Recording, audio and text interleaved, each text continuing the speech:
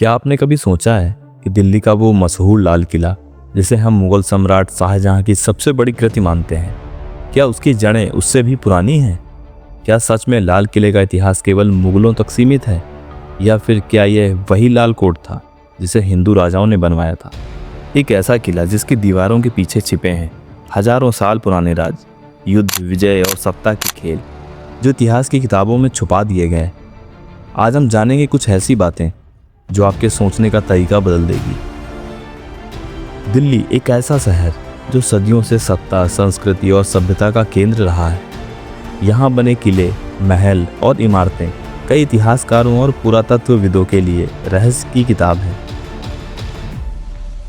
आज हम बात करेंगे दो ऐसे किलों की, लाल कोट और लाल किला, जो नाम में तो एक जैसे हैं लेकिन इतिहास में पूरी तरह से अलग है। लाल कोट था वह पहला किला जिसे हिंदू राजाओं ने बनवाया था, और लाल किला वह भव्य किला जिसे मुगलों ने अपनी राजधानी के लिए खड़ा किया था। 11वीं सदी के अंत में और 12वीं सदी की शुरुआत में दिल्ली की कहानी शुरू होती है। राजा अनंगपाल तोमर ने दिल्ली को अपनी राजधानी बनाया। उन्होंने मेहरौली इलाके में एक मजबूत किला बनवाया जिसे बाद में लाल कोट कहा गया। ये किला लाल बलुआ पत्थर से बना था, जो इसे सौंदर्य और मजबूती दोनों देता था। कोट का मतलब होता है गढ़िया किला, और लाल कोट का मतलब था लाल रंग का किला। कहते हैं अनंगपाल तोमर ने दिल्ली के लिए एक किलेबंद नगर बनाया। इस किले में बड़े बड़े मंदिर थे जिसमें हिंदू धर्म और संस्कृति का बड़ा प्रभाव था। राजा पृथ्वीराज चौहान ने इस किले को और मजबूत किया और उसे अपनी राजधानी बनाया। लाल कोट की परिधि 2 मील से अधिक, लगभग 3.2 किलोमीटर थी।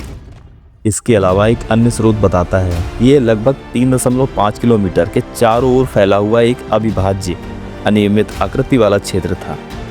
दीवारें 20 से 30 फुट मोटी और जो खाई के तल से उठती थी वो लगभग 60 फुट, करीब 18 मीटर ऊंची थी। किला राय पिथौरा द्वारा लाल कोट का विस्तार पृथ्वीराज चौहान द्वारा किया गया था, और इस विस्तारित जीवन शहर की परिधि लगभग 6.5 किलोमीटर थी। इतिहासकारों के मुताबिक लाल कोट में उस समय लगभग 13 विशाल दरवाजे थे, जिनमें चौमुखा, सोहन, फतेह, हौजरानी बहुत प्रमुख थे। इन दरवाजों के बाहर एक बड़ा गुलाम बाजार भी लगता था, जहां दूर दूर से लोग आते थे। लाल कोट उस समय की दिल्ली की सीमाएं थी। इसका क्षेत्र कुतुब मीनार के पास से शुरू होकर बागपत की तरफ फैला था। यह किला राजनीतिक और सैन्य दृष्टि से इतना महत्वपूर्ण था कि कई युद्ध इसी किले को लेकर हुए। 1192 में प्रसिद्ध तराइन का युद्ध हुआ, जिसमें पृथ्वीराज चौहान को मोहम्मद गोरी से हार का सामना करना पड़ा। इसके बाद गोरी की सेनाएं लाल कोट पर कब्जा करने में सफल रहीं। किले की दीवारें इतनी मजबूत थीं कि इसे जीतना आसान नहीं था। कई बार घेराबंदी हुई, कई बार दीवारें टूटी, लेकिन किला वर्षों तक खड़ा रहा। आज भी लाल कोट के अवशेष मेहरौली इलाके में मिलते हैं।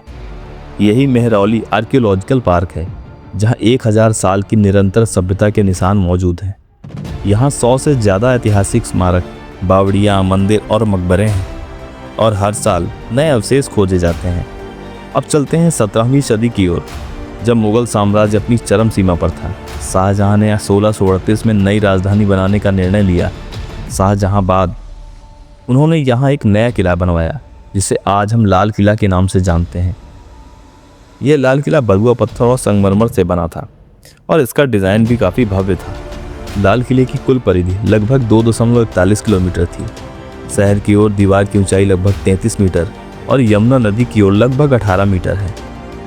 इसके अंदर कई महल, दीवाने आम, दीवाने खास, मस्जिदें, बगीचे थे। वास्तुकार थे उस्ताद अहमद लाहौरी, जिनके हाथों से ताजमहल भी बना था। शाहजहां का लाल किला सिर्फ एक किला नहीं था, बल्कि मुगलों की शक्ति, कला और संस्कृति का प्रतीक था। अंग्रेजों के समय में इसमें बदलाव और क्षति हुई। कई महल तोड़ दिए गए और जगह बैरक में बदल दी गई। आज जो हिस्सा बचा है वह मूल किले का केवल 60% है। अब सबसे दिलचस्प सवाल आता है, क्या शाहजहां ने लाल कोट के कुछ हिस्सों का उपयोग करके अपने लाल किले का निर्माण किया था? कुछ इतिहासकारों और पुरातत्वविदों का मानना है कि लाल कोट की दीवारों और खंडहरों को शाहजहां ने अपने किले की योजना में शामिल किया, लेकिन कुछ विद्वान पूरी तरह से इसे खारिज करते हैं और कहते हैं कि ये पूरी तरह अलग स्थान और नई वास्तुकला थी। मेहरौली के आसपास आज भी लाल कोट के अवशेष मौजूद हैं। शाहजहांबाद में कुछ खोजों में पुराने खंभे और दीवारों के निशान मिले हैं जो लाल कोट से मिलते जुलते हैं। हालांकि ये मुगल स्थापत्य में एक नया आयाम था जो लाल कोट से पूरी तरह भिन्न था। इतिहासकारों में विवाद यह है कि लाल किला वास्तव में लाल कोट का विस्तार था या उसका नया रूप।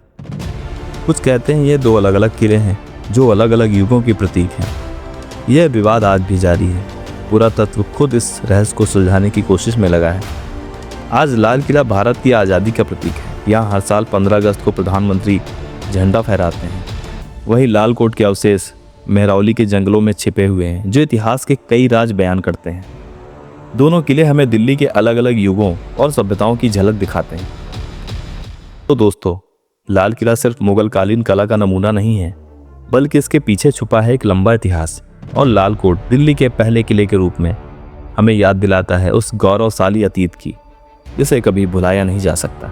इतिहास के ये दो किले भले ही नाम में एक जैसे हों, परंतु इनके बीच का रहस्य, उनकी कहानियां में भारत की विविधता और विरासत का एहसास कराती है। अगर आपको यह वीडियो पसंद आया हो तो लाइक करें, शेयर करें और सब्सक्राइब जरूर करें। फिर मिलेंगे एक नए टॉपिक के साथ। नमस्कार।